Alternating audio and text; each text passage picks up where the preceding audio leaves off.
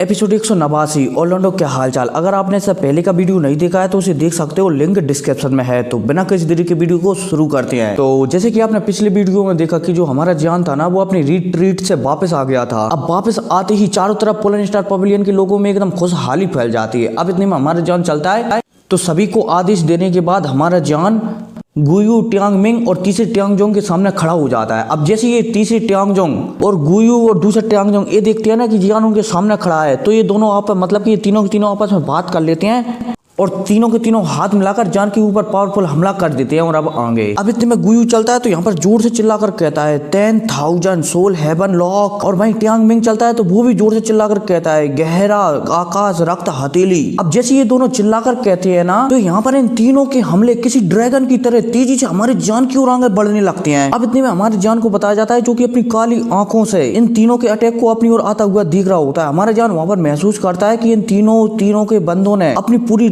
ताकत लगाकर इस हमले को किया है। लेकिन इतने में अब हमारा जान चलता है तो अपना हाथ उठाता है और हाथ उठाने के बाद उसकी आंखों में एकदम चमक आ जाती है हाथ उठाती। और फिर वहां पर हमारा जान कहता है कि ये कुछ ऐसा है जिसे मैं डाओजोंग कक्षा में प्रवेश करने के बाद समझ पाया हूँ। आज मैं तुम्हें इसी के हाथों से अपनी बलि चलाऊंगा, मतलब कि तुम तीनों की बलि चढ़ाऊंगा इसी के ऊपर। और भाई साहब यह कहती है हमारे जान ने जो हाथ आगे किया था ना, उसमें से 4 अलग अलग कलर की आग की लपटें निकलने लगती हैं। और अब जैसे ये लपटें निकलती हैं तो ये पागलों की तरह चारों तरफ घूमने लगती हैं। अब इतने में ये चारों की चारों लपटें चलती हैं तो यहाँ पर पलक झपकती ही 4 रंगों वाले एक विशेष थाली के मतलब की अंगूठी टाइप की बन जाती है। जो अपनी अंगूठी रहती है ना, छल्ले टाइप की बन जाती है चारों लपटे आपस में मिलकर। अब इतने में बताया जाता है कि ये चारों लपटे अंगूठी की तरह बनती है ना, इसके अंदर का भाग एकदम काला होता है, ब्लैक होल के समान। चलो शुद्ध हिंदी में समझाता हूँ कि भाई LED बल्ब है ना, मतलब की रंगीन वाला जिसमें तरह तरह के रंग होते हैं ना, उसके चारों तरफ ऐसा ही छल्ला टाइप का कुछ बन जाता है और बीच में काला घरा अंधेरा होता है। अब जैसे हमारी जान का जो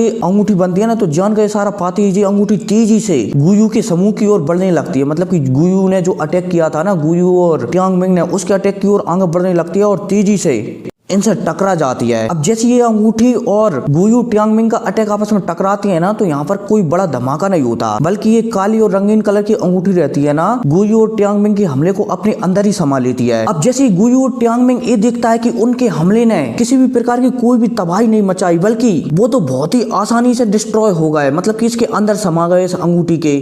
तो वो थोड़े हैरान हो जाते हैं और वो समझ जाते हैं कि हम जान को नहीं हरा सकते, ये सच में बहुत ताकतवर है। इतने में हमें मास्टर याला को भी बताया जाता है, जो कि हमारे जान की नई वाली टेक्निक देख रहे होते हैं और वो थोड़े आश्चर्यचकित रह जाते हैं कि जान के पास इस प्रकार की टेक्निक भी है। हालांकि मास्टर यालाओ इस अंगूठी जैसे हमले को देख रहे होते हैं। वो देखते हैं कि इस अंगूठी जैसे हमले में, मतलब कि इस अंगूठी में मतलब कि एक थारी है, थारी के चारों किनारों पर चारों ओर रंगीन आग जल रही है और बीच में एक ब्लैक होल टाइप का कुछ है, जिसमें अगर कोई भी व्यक्ति चला गया ना, तो उसकी आत्मा तक की नष्ट हो जाएगी। अब जैसे टियांगमिंग ये देखता है तो वो समझ जाता है कि मैं जान से जीत ही नहीं सकता, इसलिए इससे लड़ने का भी कोई भी फायदा नहीं है, चलो यहाँ से चलें। और भाई साहब गुयू के यह कहती है, मतलब कि टियांगमिंग के यह कहती है, गुयू भी समझ जाता है पहले ही अटैक में कि जान से वो जीत ही नहीं सकता, इसलिए अब गुयू चलता है तो वो मुड़कर बिना मुकाबला करे यहाँ से जाने लगता है। और वहीं दूसरी साइड हमारा जान आसमान में एकदम खाली जगह पर खड़ा हुआ होता है और उसके हाथ मतलब कि अपने हाथों को पीछे करा हुआ होता है। अब जैसे इन तीनों के तीनों बंदे यहाँ पर फैसला करते हैं कि चलो यहाँ से चलें, तो ये तीनों के तीनों बंदे तेजी से पलटकर यहाँ से जाने लगते हैं। ये प्रकाश की किरण में बदलते हैं और तेजी से पोलन स्टार पवेलियन के क्षेत्र से बाहर जाने लगते हैं। और वहीं प्रोफाइन अलायंस के लोग जो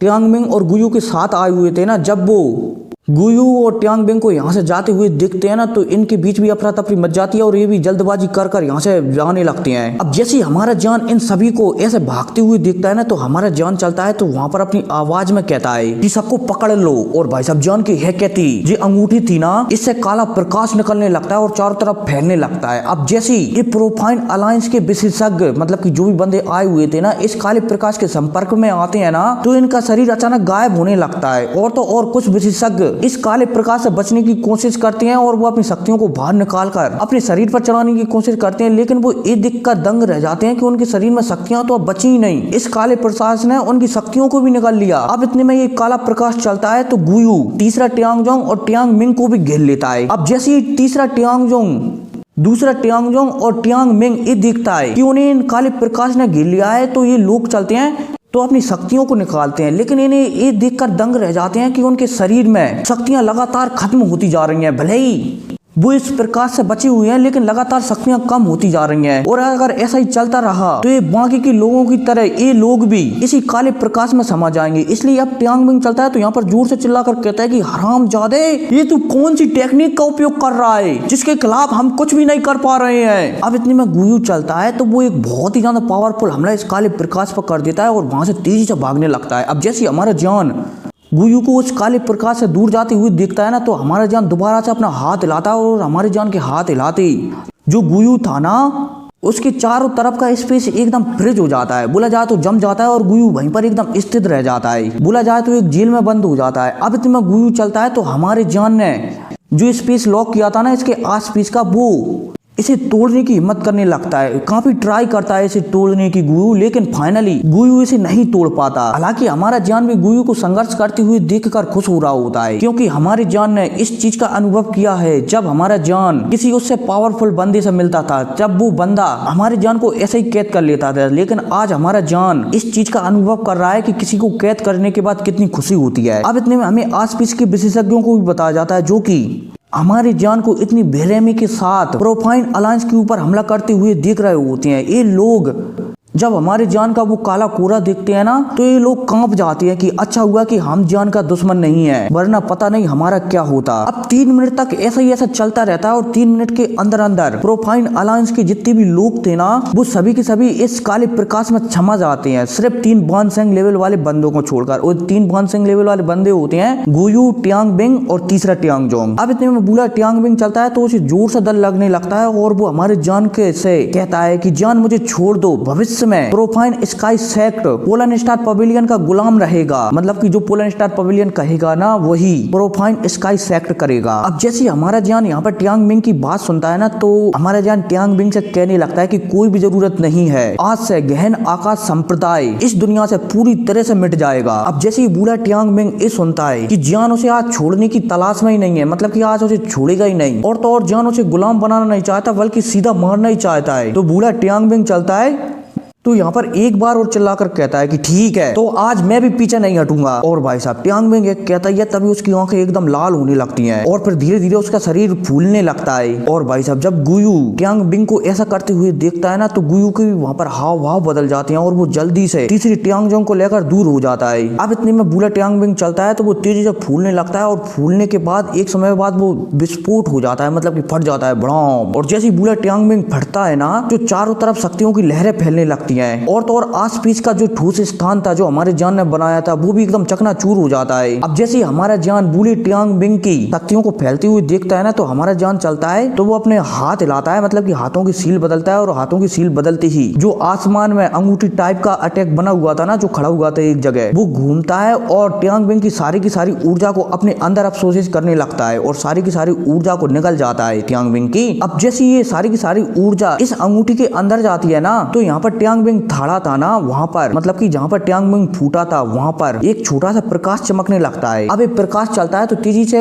पोलन स्टार पवेलियन से भागता नहीं है, बल्कि पोलन स्टार पवेलियन के एक शिष्य की ओर तेजी से आगे बढ़ने लगता है। अब जैसे हमारा जान इस प्रकाश को पोलन स्टार पवेलियन के एक शिष्य की ओर आते हुए देखता है ना, तो हमारा जान चलता है तो वहाँ पर कहने लगता है कि ये चाल एकदम बेकार है मेरे खिलाफ। अब जैसे ये प्रकाश पोलन स्टार पवेलियन के एक शिष्य के अंदर प्रवेश करने वाला होता है, तभी ये अंगूठी थी ना, इसके अंदर से मुट्ठी टाइप की एक काले कलर की रोशनी निकलती है और तेजी से उस स्टूडेंट के सामने आकर खड़ी हो जाती है। और जो प्रकाश था ना, प्रकाश नहीं बल्कि टियांग बिंग की आत्मा थी। जैसे ही हमारे जान की ये अंगूठी वाले अटैक से टकराती है, तो यहाँ पर एकदम से एक आवाज के साथ पूरी तरह से नष्ट हो जाती है। और वहीं जो शिष्य जिसे टियांग बिंग ने अपना निशाना बनाया था ना, उसके माथे से एकदम ठंडा पसीना बहने लगता है। अब जैसे ये रोशनी बिखरती है ना, यहाँ पर हर कोई समझ जाता है कि एक बानसेंग लेवल वाला बंदा पूरी तरह से मर चुका है। अब इतने में गुयू को बताया जाता है, जो कि तीसरी टियांग जोंग को लेकर यहाँ से तेजी से भागने लगता है। अब जैसे हमारा जान गुयू को यहाँ से भागते हुए देखता है, तो हमारा जान चलता है तो हवा में 2 मुट्ठियों को मारता है। अब जैसे हमारे जान की मुट्ठी जो खाली स्थान में पड़ती है ना, तो 2 अटैक तीसरे टियांग जोंग और दूसरे टियांग जोंग की ओर तेजी से आगे जाने लगते हैं। अब जैसे हमारे जान के दोनों अटैक तीसरे टियांग जोंग और दूसरे टियांग जोंग में लगने वाले होते हैं, तभी दूसरा टियांग जोंग चलता है तो वो तीसरे टियांग जोंग को पकड़ता है और उसमें एक लात दे देता है, चल साले हट।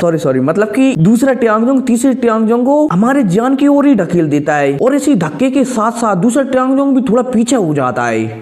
मतलब कि तीसरी ट्यांगजोंग में धक्का देने के बाद दूसरी ट्यांगजोंग की रफ्तार बढ़ जाती है और वो तेजी से यहाँ से भागने लगता है। और वहीं दूसरा ट्यांगजोंग मतलब कि तीसरा ट्यांगजोंग जिसमें दूसरी ट्यांगजोंग ने धक्का दिया था जियान की अटैक की ओर। और भाई साहब जैसे ही तीसरा ट्यांगजोंग हमारे जियान के अटैक के संपर्क में आता है ना तो उसका शरीर एकदम गर्म होने लगता है और तो तीसरे ट्यांगजोंग के शरीर में एकदम गर्मी फैल जाती है जिससे वो दर्द के मारे चिल्लाने लगता है। लेकिन इतने में तीसरा ट्यांगजोंग चिल्लाता है तभी हम देखते हैं कि तीसरे ट्यांगजोंग के शरीर से आग निकलने लगी है। अब पलक झपकते ही तीसरा ट्यांगजोंग यहाँ पर आग की लपटों में बदल जाता है। और भाई साहब आग की लपटों में बदलने के बाद तीसरा ट्यांगजोंग तेजी से वहां पर जलकर एकदम राख में बदल जाता है हमारे जियान के अटैक के कारण। और दूसरी ओर गुयू तब तीसरे ट्यांगजोंग को इस तरीके से मरता हुआ दिखता है ना तो वो एकदम सर से लेकर पैरों तक कांप जाता है कि जियान का मामूली सा अटैक कितना ज्यादा पावरफुल था। अब इतने में गुयू चलता है तो यहाँ पर उसे पछतावा होने लगता है कि आखिर होल ऑफ सोल के लीडर ने उसे जियान को पकड़ने के लिए मतलब कि जियान को पकड़ने की जिम्मेदारी क्यों ली। आखिर उसे होल ऑफ सोल के लीडर ने पहले ही मतलब कि आज से बहुत पहले ही कहा था कि तुम जियान को पकड़ कर लाओ, लेकिन उस समय जियान बहुत ही ज्यादा कमजोर था इसलिए दूसरे ट्यांगजोंग ने ये वाला काम किसी और को सौंप दिया कि तुम जियान को पकड़ कर लाना। उसे पछतावा महसूस होने लगता है कि उस समय मैं जियान को पकड़ने के लिए क्यों नहीं आया। अगर मैं उस समय जियान को पकड़ने के लिए आ जाता तो आज शायद ये वाली नौबती नहीं आती। अब यहाँ पर गुयू ये सोच ही रहा होता है तभी हमारे जियान की वहां पर आवाज गूंजती है कि शायद तुम्हें भी उसके साथ चला जाना चाहिए, मतलब कि साथ में मर जाना चाहिए तीसरे ट्यांगजोंग के साथ में। अब इतने में हमारा जियान चलता है तो यह बात कहकर अपने हाथ को आगे लाता है। अब जैसी हमारे जान अपने हाथ को आगे लाता है ना तो गुयू का शरीर एकदम बर्फ जैसा ठंडा हो जाता है और कांपने लगता है। अब इतने में हमारे जान का हाथ गुयू के ऊपर रखने वाला होता है तभी गुयू के बगल में एक पोर्टल खुलता है और उस पोर्टल से एक हाथ बाहर निकल कर आता है। अब जैसे ये यहाँ पर एक पोर्टल से एक हाथ निकल कर आता है तो आसपास के लोग आसपास में बात करने लगते हैं कि होल ऑफ सोल ने इस बार डाउ शेंग बंदे को भेजा है, होल ऑफ सोल की ओर से डाउ शेंग बंदा आया है। अब जैसे ये हाथ बाहर निकल कर आता है ना तो आसपास में इस हाथ की शक्तियां चारों तरफ फैल जाती है और तो और वहाँ पर टू डाउजोंग लेवल के जो बंदे थे ना उन्हें ऐसा लगने लगता है कि मानो उनकी आत्मा नष्ट हो जाएगी। अब इतने में हमारे जान को बताया जाता है जो कि इस काले हाथ को ऐसे बाहर निकलते हुए देखकर अचानक चौंक जाता है। लेकिन अब इतने में हमारा जान चलता है तो अपने हाथों की सील बदलता है और उसके हाथों की सील बदलती ही जो यहाँ पर अंगूठी थी ना मतलब कि आग की अंगूठी थी जिसके बीच में काली रोशनी जल रही थी, ब्लैक होल टाइप का कुछ था, वो अंगूठी तेजी से सिकुड़ने लगती है और वो एक हाथ के आकार की हो जाती है। अब इतने में हमारे जान दोबारा से सील बदलता है तो ये अंगूठी चलती है जो तेजी से उसी हाथ की ओर आगे बढ़ने लगती है। अब जैसे ये हाथ के पास पहुंचती है ना तो ये इस अंगूठी से काला कूड़ा बाहर निकलता है और वहीं वो जब हाथ जो इस ब्लैक होल से निकला था ना जब वो हाथ ये देखता है कि उसकी ओर एक पावरफुल कूड़ा आ रहा है तो ये हाथ चलता है तो इस पर अजीब अजीब सी लाइनें बनी हुई होती हैं तो ये लाइनें बाहर निकलती हैं किसी सांप की तरह और इस कोरे से टकरा जाती हैं। अब जैसे कोरा और लाइन टकराती है ना तो वहाँ पर छोटे छोटे धमाके होने लगते हैं और ये कोरा और ये लाइन दोनों एक दूसरे से टकराने के बाद यहाँ पर समाप्त हो जाती हैं, बोला जाए तो खत्म हो जाती हैं। अब इतने में हाथ चलता है तो हमारी जान की जो अंगूठी थी ना मतलब की थाली मान सकते हो, थाली थी ना उससे टकरा जाता है जिस वजह से ये थाली पीछे चली जाती है। अब इतने में हाथ चलता है तो गुयू को पकड़कर इस पोर्टल के अंदर खींचने लगता है। अब जैसे हमारा जान गुयू को ले जाते हुए देखता है कि जो यहाँ पर जो आदमी आया है ना वो बिना आए यहाँ से गुयू को ले जाने की सोच रहा है तो हमारा जान चलता है तो यहाँ पर जोर से चिल्लाकर कहता है कि अगर आप जाना यहाँ से चाहते हो तो जा सकते हो, लेकिन गुयू यहाँ से किसी भी कीमत पर नहीं जाएगा। हालांकि यहाँ पर हमारा जान सोच रहा होता है कि ये बंदा जो यहाँ पर आया है वो मेरे सामने क्यों नहीं आ जाता, लेकिन अब हमारे जान चलता है तो इन सारी बातों की एकदम नजरअंदाज कर देता है और गुयू की ओर आगे बढ़ता है। अब इतने में हमारे जान चलता है तो अपनी उंगली में शक्तियों को भरकर गुयू के माथे पर रख देता है। अब जैसे हमारी जान की उंगली गुयू की माथे पर लगती है ना तो गुयू की शरीर से आग निकलने लगती है और गुयू का जो सिर था ना वो राख के रूप में कन्वर्ट होकर गायब हो जाता है। और हाँ अब यार हमारी जान ने जिस टेक्निक का उपयोग किया है ना ये वाली टेक्निक इसमें लिखी नहीं है, मेरे ख्याल से ये होनी चाहिए डिस्ट्रोमेशन फिंगर, मतलब कि जो यूरनर ने हमारी जान को जो टेक्निक दी थी ना उसका 5वां लेवल होना चाहिए शायद, ठीक है। और हाँ पक्का नहीं कह रहा कि ये वही वाली टेक्निक है या फिर नहीं है। और हाँ इससे पहले जो हमारी जान ने वो अंगूठी वाली टेक्निक इस्तेमाल की थी ना वो होनी चाहिए शायद हेवन क्रिएशन पाम, और उसकी भी मैं पक्का नहीं कह रहा कि वो वाली टेक्निक भी यही है, ठीक है। अब जैसे यहाँ पर गुयू मरता है ना तो ये बंदा है ना ये थोड़ा बहुत यहाँ पर गुस्सा हो जाता है और यहाँ पर हमारी जान से कहने लगता है कि हमारे कारण ही तुम इतनी मजबूत बन पाए हो, मतलब कि इतने पावरफुल बन पाए हो, लेकिन ये मत समझना कि तुम डाउ शेंग लेवल पर पहुंच गए हो तो तुम्हें हून कबीले से डरने की जरूरत नहीं है, क्योंकि इससे पहले हमने तुम्हारे ग्रैंड से ग्रैंड दादाजी को भी मार डाला था, तो तुम भला किस खेत की मूली हो। और तो और अगर तुम्हें अपने पिता को जीवित देखना है ना तो तुम्हें ह्यून क्लैन आना चाहिए, वरना ऐसा ना हो कि तुम लेट हो जाओ। अब जैसे यहाँ पर हमारा जान इस बंदे की बात सुनता है ना, तो यहाँ पर आया हुआ था, तो हमारा जान भी उससे कह देता है कि निश्चिंत रहें, मैं एक न एक दिन हून क्षेत्र में जरूर आऊंगा। और भाई साहब यह कहकर हमारा जान वहाँ पर उस दरार को देखकर हंसने लगता है। हालांकि हमारा जान जानता है कि उसे लापरवाही बिल्कुल भी नहीं करनी, इसलिए हमारा जान किसी भी प्रकार से इस दरार पर हमला नहीं करता। लेकिन इतने में इस दरार से एक बार और आवाज आती है कि जान, तुम चाहे जितना भी संघर्ष कर लो, एक न एक दिन तुम हून क्लैन के कैदी बन ही जाओगे, जैसे कि तुम्हारे दादाजी को बना लिया गया था, तुम बच नहीं पाओगे। और भाई साहब ये आवाज गूंजने के साथ साथ यहाँ पर जो पोर्टल था ना, मतलब कि दरार ओपन हुई थी, वो अचानक गायब हो जाती है। अब जैसे हमारे जान इस जगह को, मतलब कि इस पोर्टल को गायब होते हुए देखता है ना, तो हमारे जान की आंखें चमक जाती हैं। हालांकि हमारा जान जानता है कि ये जो बंदा है ना, वो शायद डाउ शेंग के 1 स्टार के हाई लेवल पर होगा। हालांकि हमारे जान ये भी सोच रहा था कि ये बंदा यहाँ पर आ कैसे सकता है, और तो और हमारे जान ने पोलन स्टार पवेलियन पर सील भी चढ़ा दी थी, फिर भी ये बंदा आ गया। ये शायद डाउ शेंग के 1 स्टार पर ही होगा, मतलब कि हाई लेवल पर ही होगा, इसलिए वो यहाँ पर इतनी आसानी से आ चका। और मेरे ख्याल से ये पहला ट्यांगजोंग होना चाहिए, मतलब कि ये सारी बातें हमारा जान मन में सोच रहा था। हालांकि हमारा जान यहाँ पर जानता है कि अगर ये बंदा मेरे सामने आता, तो भले ये 1 स्टार, मतलब कि डाउ शेंग 1 स्टार के हाई लेवल पर है, फिर भी हमारा जान अपनी हेवनली फ्लेम और कुछ हाई लेवल की टेक्निक की सहायता से इस बंदे को हरा सकता था। लेकिन अब इतने में हमारे जान चलता है तो और भी सोचने लगता है कि अब मैं डाउ शेंग लेवल पर पहुंच गया हूँ, तो हून कबीला मुझे अनदेखा तो बिल्कुल भी नहीं कर सकता। अगर वास्तव में उसे मुझे पकड़ना है भविष्य में, तो उसे मुझे पकड़ने के लिए एक सच्चे विशेषज्ञ को ही भेजना होगा, तभी मुझे वो पकड़ सकता है। और भाई साहब यह सोचकर हमारा जान समझ जाता है कि अगली बार जब भी हमारा जान हून कबीले के किसी भी बंदे से मिलेगा ना, तो वहां पर एकदम तगड़ी लड़ाई होनी है। अब भाई साहब यह सब सोचकर हमारा जान चलता है, और भाई साहब ये सब सोचकर अब हमारा जान चलता है तो एक गहरी सांस छोड़ता है, और छोड़ने के बाद पोलन स्टार पवेलियन की ओर देखने लगता है। अब इतने में हमारा जान वहाँ के शिष्यों को दिखता है, बुजुर्गों को दिखता है, जो सभी के सभी इस लड़ाई में शामिल हुए थे। और देखने के बाद यहाँ पर सभी को आदेश दे देता है कि पोलन स्टार पवेलियन की गंदगी को साफ करो, जिन लोगों को चोट लग गई है उन्हें जल्द से जल्द ठीक करो, सभी शिष्यों को दोबारा से ट्रेनिंग देना जारी रखो। और भाई साहब जान वहाँ पर ये आदेश देने के बाद तुरंत मास्टर याओला और काइलिन के पास आ जाता है। अब जैसे हमारा जान काइलिन के पास आता है ना, और मास्टर याओला के पास आता है ना, तो हमारा जान चलता है तो मास्टर याओला से पूछने लगता है कि क्या आप ठीक हैं? तो भाई मास्टर याओला कह देते हैं कि हाँ मैं ठीक हूँ। लेकिन यह कहती है मास्टर याओला के चेहरे पर एकदम प्रसन्नता दौड़ जाती है, और तो और ये प्रसन्नता इतनी ज्यादा होती है कि छुपाए भी नहीं छुप रही होती है। अब इतने में मास्टर याओला चलते हैं तो यहाँ पर जान को देखकर कहने लगते हैं कि अंततः तुम मुझे पार कर ही गए, तुमने आखिरकार मुझे पीछे छोड़ ही दिया। हालांकि यह कहते समय मास्टर याओला थोड़ा भावुक हो गए थे, क्योंकि मास्टर याओला जानते हैं कि जब वो जान से पहली बार मिले थे उस समय जान अपने कबीले का मात्र एक कचरा था। हालांकि जान ने किसी भी चीज की हार नहीं मानी, और वो अपने लक्ष्य को पाने के लिए लगातार अपने ऊपर विश्वास कर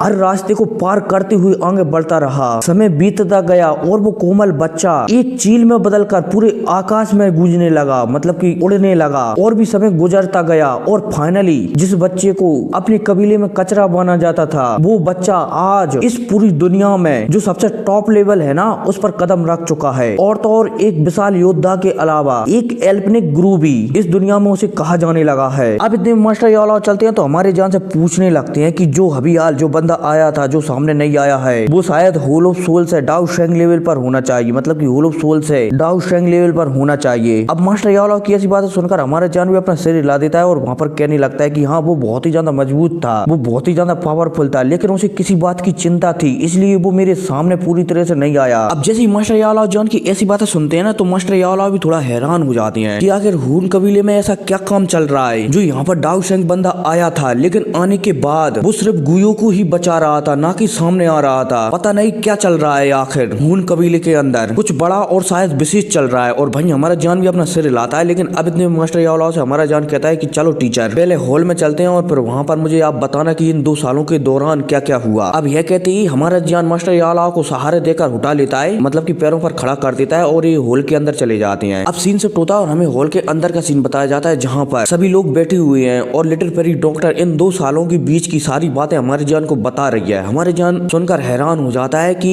उसकी रिट्रीट में जाने के बाद एक सेक्ट बना है, मतलब कि एक अलायंस बनी है और उसका नाम है प्रोफाइन अलायंस। हमारा जान थोड़ा और हैरान हो जाता है तब लिटिल फेरी डॉक्टर उससे ये कहती है कि ये संगठन बहुत ही ज्यादा गुटों को मिलकर बनाया गया है, वो भी सिर्फ हमारे खिलाफ लड़ने के लिए। अब यह सुनकर मास्टर यालाओ भी कहने लगते हैं कि एक बार जब पोलन स्टार पवेलियन दोबारा से पहले जैसा हो जाएगा तो मैं कुछ लोगों को प्रोफाइन अलायंस में जितनी भी गुट शामिल हुए हैं, जितनी भी क्लैन शामिल हुए हैं, सब पर हमला करने के लिए भेजूंगा ताकि हम सभी को एकदम जड़ से मिटा सके। क्योंकि अगर हमने उन लोगों पर हमला नहीं किया तो शायद सेंटर फ्लेम में हम हमारा नाम नहीं बना पाएंगे, इसलिए हमें उन लोगों को पूरी तरह से नष्ट कर देना चाहिए। अब जैसे मास्टर यालाओ की बात हमारा जान सुनता है ना, और लिटिल फेरी डॉक्टर की बात हमारा जान सुनता है कि पोलन स्टार पवेलियन से लड़ने के लिए प्रोफाइन संगठन बना है, तो हमारा जान वहां पर मेज पर मतलब कि टेबल पर उंगलियां थपथपाते हुए कुछ सोचने लगता है। क्योंकि वो अच्छी तरह से जानता है कि भले ही हमारा जान डाउ शेंग लेवल पर पहुंच चुका है, फिर भी अभी भी हमारा जान होल ऑफ सोल से नहीं लड़ सकता है। इसलिए मेरे ख्याल से, मतलब कि हमारे जान के ख्याल से, हमें भी एक संगठन बनाने की आवश्यकता है। मतलब कि जान यहाँ पर सभी से कह रहा है। अब जैसे ही यहाँ पर मास्टर यालाओ और बाकी के लोग इस हॉल में बैठे थे ना, जब हमारा जान ये कहता है कि हमें भी एक संगठन बनाना चाहिए होल ऑफ सोल से लड़ने के लिए, तो सभी एकदम हैरान हो जाते हैं और विचार करने लगते हैं। लेकिन इतने में हमारा जान चलता है तो यहाँ पर कहने लगता है कि हून कबीले को भूल जाओ, अगर हम अकेले ही होल ऑफ सोल से लड़ते हैं ना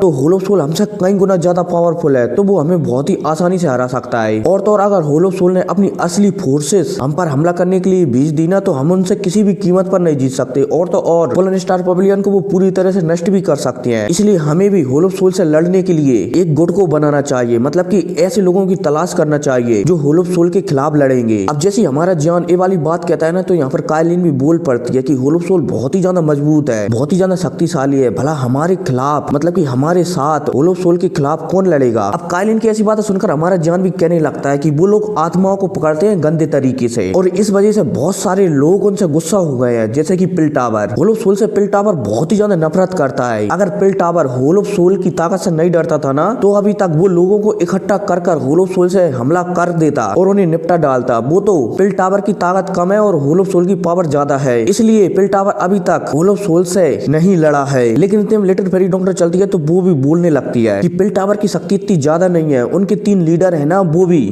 2 डाउ जोंग के 9 स्टार पर ही हैं, भला इस ताकत से वो कैसे लड़ सकते हैं हमारे साथ। और भाई साहब जैसी लिटिल फेरी डॉक्टर एक कहती है ना, तो यहाँ पर मास्टर यालाओ बोल पड़ते हैं कि पिल टावर को तुम इतना कमजोर मत समझो, जो तुमने अभी पिल टावर देखा है ना, वह मात्र पिल टावर की बाहरी शाखा है। भला इतनी सी ताकत से पिल टावर इतने वर्षों तक कैसे टिक सकता था। और इसके अलावा जब जान 2 सालों की ट्रेनिंग के अंदर गया था ना, उस समय मेरा पुराना साथी जुआन कोंग जी बानसेंग लेवल पर पहुंच गया है। भले ही वो प्रारंभिक लेवल पर है, लेकिन उसकी ताकत काफी ज्यादा बढ़ गई है। अब जैसे हमारे जान मास्टर यालाओ की ऐसी बातें सुनता है कि जुआन कोंग बानसेंग लेवल पर पहुंच गए हैं, तो हमारा जान थोड़ा हैरान हो जाता है। लेकिन इतने में हमारा जान को सोचने लगता है, और सोचने के बाद झिझकते हुए मास्टर यालाओ से पूछने लगता है कि मैंने जुआन कोंग को कहते हुए सुना है कि पिल टावर के तीनों लीडरों ने एक बार होल ऑफ सोल के लीडर से मारपीट की थी, मतलब की लड़ाई की थी, तो भला ऐसा कैसे हो सकता है। और तो और होल ऑफ सोल का लीडर गुयू से भी ज्यादा पावरफुल होगा, और तो और पिल टावर के तीनों लीडर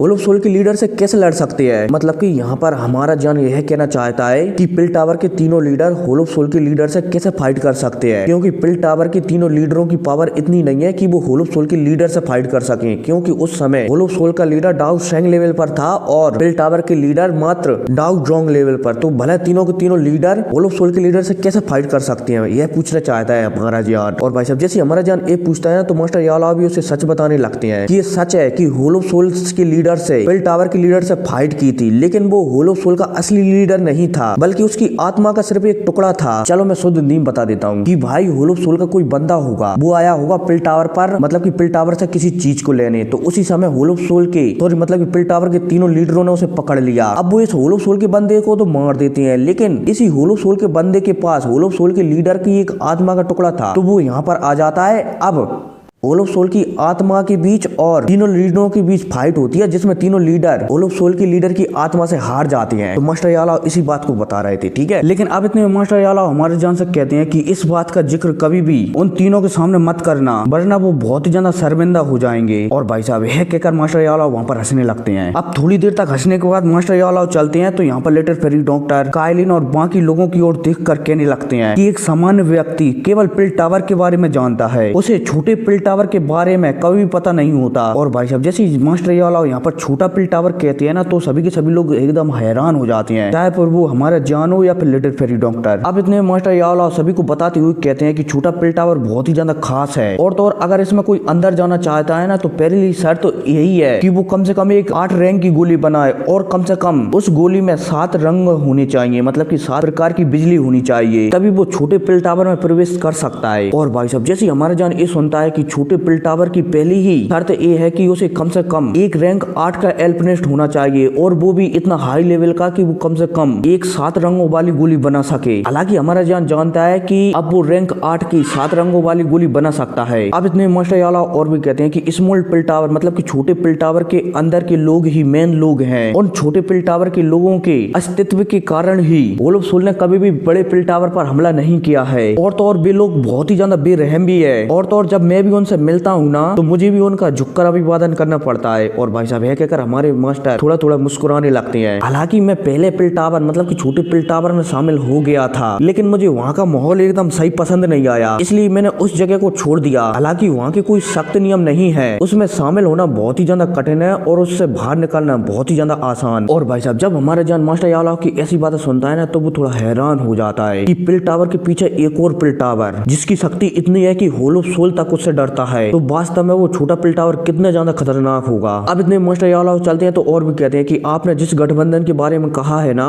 वो बहुत ही ज्यादा अच्छा है, और तो और छोटा पिल टावर और वोल्फ सोल कभी भी एक दूसरे को पसंद नहीं करते, उनका रिश्ता काफी ज्यादा खराब है। छोटे पिल टावर के अधिकतर लोग वोल्फ सोल को नापसंद नहीं करते हैं। अब जैसे हमारा जान मास्टर याला की ऐसी बातें सुनता है कि छोटा पिल टावर भी वोल्फ सोल को नापसंद करता है, तो जान के दिल में थोड़ी खुशी दौड़ जाती है। और हाँ, अब मास्टर याला जो आगे बताने वाले हैं वो बहुत ही ज्यादा खास है, क्योंकि मास्टर याला अब जिस शिष्य का जिक्र करने वाले हैं, जिस आदमी का जिक्र करने वाले हैं, वो भाई इस समय का इस दुनिया का सबसे बेस्ट बेस्ट बेस्ट से बेस्ट एल्पिनिस्ट है। बोला जाए तो उसकी बराबरी ना ही पिल टावर के छोटे पिल टावर से की जाती है, और ना ही मास्टर याला के क्लैन से की जा सकती है। तो आप समझ ही गए होंगे कि भाई अब यहाँ पर मतलब कि हमारे जान के सामने एक नया बंदा आने वाला है, वो भी बहुत ही तगड़ा एल्पिनिस्ट। अब मास्टर याला हमारे जान को बताते हैं कि आज से बहुत सालों पहले छोटे पिल टावर के लीडर ने एक शिष्य को गोद लिया था। बोला जाए तो एक शिष्य को अपनी विरासत देने के लिए चुना था। इस शिष्य ने अपने से कई गुना अनुभवी वाले बुड्ढों को भी पीछे छोड़ दिया था। केवल उसे 40 साल लगे थे इस दुनिया के बेस्ट एल्पिनिस्ट बनने में, लेकिन इसके बाद एक दुर्घटना हो गई। उस शिष्य की पहचान को उजागर कर दिया गया। किसी को उम्मीद नहीं थी कि वो शिष्य वोल्फ सोल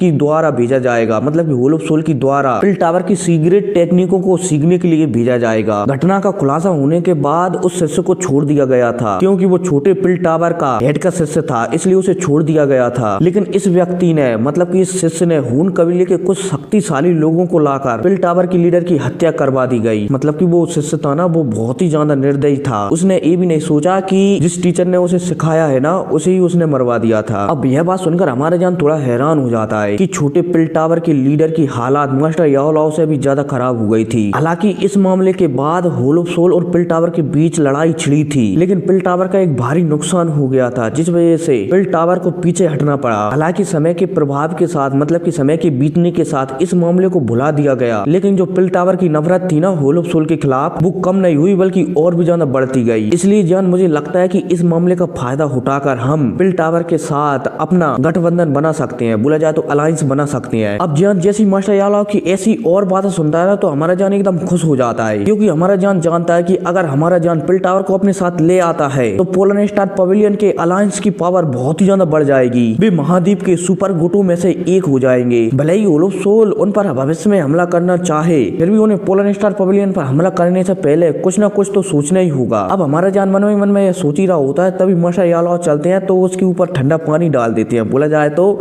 उसके ख्वाबों पर ठंडा पानी डाल देते हैं और उसे कहने लगते हैं कि तुम इतनी जल्दी खुश नहीं होना चाहिए। पिल टावर भले ही वोल्फ सोल से नफरत करता हो, लेकिन मैं उसके अंदर के कुछ जिद्दी लोगों को जानता हूँ, वो इतनी आसानी से हमारे साथ अलायंस में मिलने के लिए राजी नहीं होंगे। जैसे हमारा जान एक बात और मास्टर याओलाओ सुनता है ना, तो हमारा जान भी थोड़ा और मुस्कुराने लगता है और वो कहने लगता है भले ही वो हमारे साथ ना मिले, फिर भी हम एक प्रयास तो जरूर करेंगे, क्योंकि हमारा पोलन स्टार पवेलियन का अभी खिलाना वोल्फ सोल से कोई मुकाबला ही नहीं है। हम उनसे किसी भी कीमत पर नहीं जीत सकते, इसलिए हमें पिल टावर का साथ देना ही होगा। अब जान की ऐसी बातें सुनकर हमारे मास्टर भी कहने लगते हैं कि हाँ ठीक है, एक बार पोलन स्टार पवेलियन के सारे मामले सुलझ जाएं तो मैं स्वयं तुम्हारे साथ पिल टावर में आऊंगा और उन लोगों से बात करूंगा, शायद वो ऐसा कुछ कर दें जो हम चाहते हैं। और भाई साहब ये बात कहती है हमारे मास्टर अपनी दाढ़ी को खुजाने लगते हैं कि शायद हो जाए पिल टावर हमारे साथ। और यही हमारा जान मास्टर याओलाओ की बातें सुनकर सिर हिलाता है और अपना सिर झुका लेता है, क्योंकि हमारा जान जानता है कि मास्टर याओलाओ का पिल टावर के साथ बहुत ही अच्छा रिश्ता है और अगर याओलाओ स्वयं पिल टावर के अंदर जाएंगे तो कुछ ना कुछ तो उसे सहायता मिलेगी ही मिलेगी। लेकिन अब इतने में काइलिन चलती है तो यहाँ पर और भी कहने लगती है कि पिल टावर के अलावा हम flower sector, burning flame valley को भी हमारी अलायंस में शामिल करेंगे, क्योंकि इन सब की केंद्रीय मैदान में बहुत ही अच्छी प्रतिष्ठा है। और तो अगर ये दोनों गुट भी हमें शामिल हो जाते हैं तो केंद्रीय मैदान में बहुत सारे छोटे मोटे दल भी हमें शामिल हो जाएंगे, क्योंकि हमारी काइलिन ये बात बहुत ही अच्छी तरह से जानती है कि अगर बहुत सारे लोग हमारे साथ जुड़ गए तो हमारी पावर बहुत ही ज्यादा बढ़ जाएगी। एक काइलिन ने अनुभव यान अलायंस के साथ किया है, मतलब कि जब काइलिन ने यान अलायंस को बनाया था ना हमारे जान ने, उस समय काइलिन ने छोटे मोटे ग्रुप को जोड़कर अपनी पावर बहुत ही ज्यादा बढ़ा दी थी। बोला जाए तो यान अलायंस की पावर बहुत ही ज्यादा बढ़ा दी थी, इसलिए काइलिन छोटे मोटे गुटों को भी जोड़ने की कह दी है। अब इतने मास्टर याओलाओ चलते हैं तो काइलिन की बातें सुनकर वहां पर कहने लगते हैं ठीक है, फ्लोवर सेक्ट के पास दो बुड्ढे हैं जिन्होंने बहुत सालों से अपना चेहरा फ्लोवर सेक्ट के लोगों को नहीं दिखाया है, बोला जाए तो नए लोगों को नहीं दिखाया है। और तो और इन दोनों के पास वानसेंग लेवल की ताकत है, और तो और इन दोनों लोगों को शायद यूनियन भी न जानती हो, उनसे भी वो अनजान हो। और तो और आपका और यूनियन का जो रिश्ता है ना, उस रिश्ते के हिसाब से हम फ्लोवर सेक्ट को भी शायद अपने गठबंधन में शामिल कर सकें। अब जैसे हमारा जान यहाँ पर मास्टर याओलाओ की बात सुनता है ना तो हमारा जान भी थोड़ा हैरान हो जाता है। किस बात से? कि भाई आप वीडियो देखते हो और सब्सक्राइब नहीं करते, तो क्या कर रहे हो यार, जल्दी से चैनल को सब्सक्राइब कर दो, क्योंकि अब छिड़ने वाला है एकदम भयंकर तबाही। हमारा जान हर गुट को मिटा देगा, छोटे मोटे जो भाई प्रोफाइन अलायंस में शामिल हुए थे, सारे के सारे गुटों को एकदम मिट्टी में मिलाकर राख कर देगा। तो अगर आप उसके बारे में भी सुनना चाहते हो ना तो जल्दी से चैनल को सब्सक्राइब कर दो, ठीक है। तो मिलते हैं अगली वीडियो में, टेक केयर, बाय।